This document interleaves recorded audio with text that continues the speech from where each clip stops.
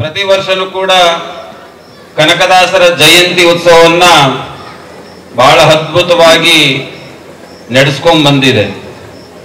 ನಮ್ಮ ಶ್ರೀಮಠದಿಂದನೂ ಕೂಡ ಕನಕದಾಸರ ಜಯಂತಿ ಉತ್ಸವವನ್ನ ನಡೆಸ್ಕೊಂಡ್ ಬರುವಂತಹ ವ್ಯವಸ್ಥೆ ಮೊದಲಿನಿಂದನೂ ಕೂಡ ಮಾಡ್ಕೊಂಡ್ ಬಂದಿದೆ.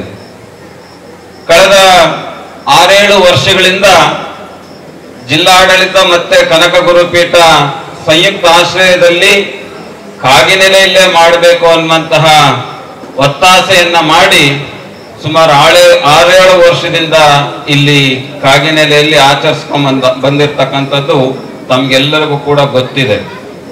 ಇವತ್ತೆಲ್ಲರೂ ಕೂಡ ಕನಕದಾಸರ ಜಯಂತಿ ಉತ್ಸವದಲ್ಲಿ ಪಾಲ್ಗೊಂಡಿದ್ದಾರೆ.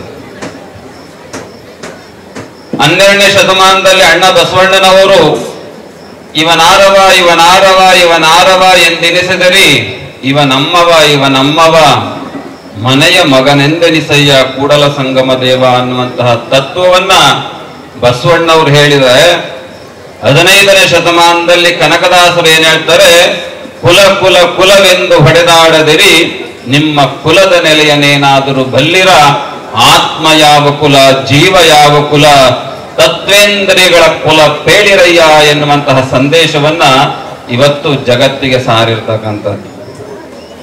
ಬಸವಣ್ಣನ ತತ್ವ, ಕನಕದಾಸರ ತತ್ವ ಜಾತ್ಯಾತೀತವಾಗಿರ್ತಕ್ಕಂಥದ್ದು, ಎಲ್ಲರನ್ನು ಪ್ರೀತಿ ಮಾಡುವಂತಹ ತತ್ವ ಇವರಿಬ್ಬರ ತತ್ವಗಳಿತ್ತು. ಇವತ್ತು ನಾಡಿನಲ್ಲಿ ಏನು ನಡೆದಿದೆ ಅಂತಂದ್ರೆ, ಒಬ್ಬೊಬ್ಬ ದಾರ್ಶನಿಕರ ಜಯಂತಿಗಳನ್ನ ಕೇವಲ ಆ ಜಾತಿಗೆ ಮೀಸಲಿಟ್ಟಿರ್ತಕ್ಕಂಥದ್ದು, ಸೀಮಿತ ಆಗಿರ್ತಕ್ಕಂಥದ್ದು ಒಂದು ದೊಡ್ಡ ದುರ್ದೈವ ಅನ್ನುವಂಥದ್ದು. ಕೂತ್ಕೊಳ್ರಪ್ಪಲ್ಲಿ, ಕೂತ್ಕೊಳ್ರಲ್ಲಿ, ವೇದಿಕೆಗೆ ಗೊತ್ತಾಗಲ್ಲ ನಿಮ್ಗೆ.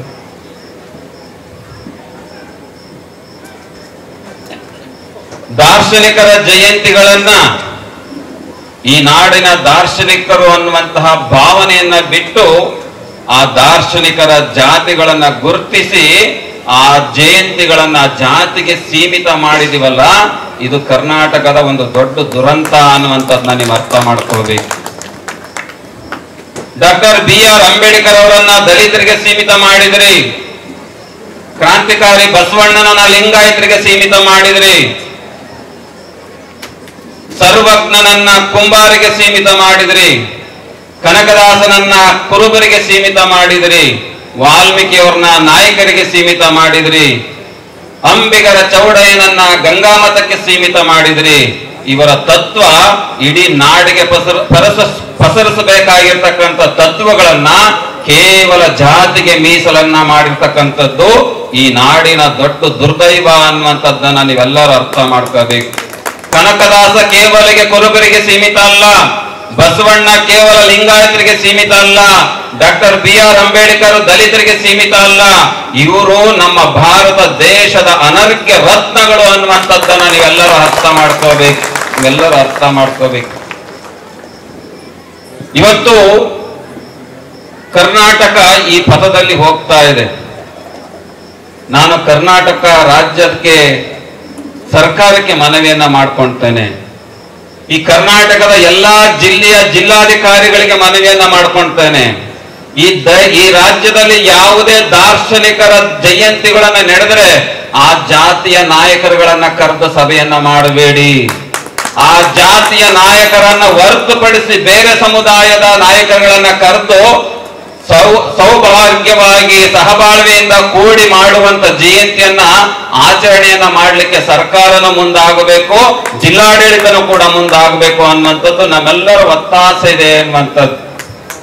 ಇವತ್ತೇನ್ ನಡೀತಾ ಇದೆ, ಕನಕದಾಸರ ಜಯಂತಿ ಅಂದಿದ ತಕ್ಷಣ ಜಿಲ್ಲಾಡಳಿತದಿಂದ ಕುರುಬರನ್ನ ಕರೆದು ಮೀಟಿಂಗ್ ಮಾಡೋದು, ಅಂಬೇಡ್ಕರ್ ಜಯಂತಿ ಅಂದಿದ ತಕ್ಷಣ ದಲಿತ ಸಮುದಾಯವನ್ನು ಕರೆದು ಮೀಟಿಂಗ್ ಮಾಡೋದು.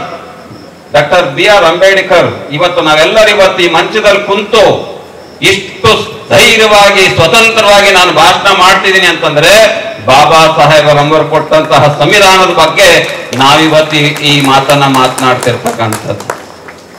ಇಂತಹ ಸಂದರ್ಭದಲ್ಲಿ ಇಂತಹ ದಾರ್ಶನಿಕರನ್ನ ಜಾತಿಗೆ ಸೀಮಿತ ಮಾಡಕ್ ಹೋಗಬೇಡಿ. ಹಾವೇರಿ ನಾಡು 3 ಶರಣರ ಬೀಡು, ಸರ್ವಜ್ಞ ಹುಟ್ಟಿದ ನಾಡು, ಕನಕದಾಸರು ಹುಟ್ಟಿದ ನಾಡು, ಶರೀಫರು ಹುಟ್ಟಿದ ನಾಡು, ಗುರು ಗೋವಿಂದರ ಹುಟ್ಟಿದ ನಾಡು. ಈ ನಾಡು ಹೇಗಿರಬೇಕು? ಸಹಬಾಳ್ವೆಯ ತಾಣ ಆಗಬೇಕು, ಸೌಹಾರ್ದತೆಯುತ ತಾಣ ಆಗಬೇಕು. ಆದ್ರೆ ಇವತ್ತು ನಾವೇನ್ ಮಾಡ್ತಿದೀವಿ? ನಾವ್ ಹೇಳ್ತೇವೆ ವೇದಿಕೆ, ಇವನಾರವ ಎಂದೆನಿಸಿದಿರಿ, ಇವ ನಮ್ಮವ ಎಂದೆನಿಸು ಅಂತ ಬಸವಣ್ಣ ಹೇಳ್ದ. ನಾವು ಆಫೀಸಿಗೆ ಹೋಗಿದ ತಕ್ಷಣ ಕೇಳುವಂತದ್ದೇ, ನೀನ್ಯಾರು, ನೀ ಆ ಜಾತಿ. ಆ ಜಾತಿ ಮೇಲೆ ಕೆಲಸಗಳು ಆಗುವಂತ ವಾತಾವರಣಗಳನ್ನು ಸಾಕಷ್ಟು ಕಚೇರಿಗಳಲ್ಲಿ ನಾವು ಕಾಣ್ತೇವೆ ಅನ್ನುವಂಥದ್ದು.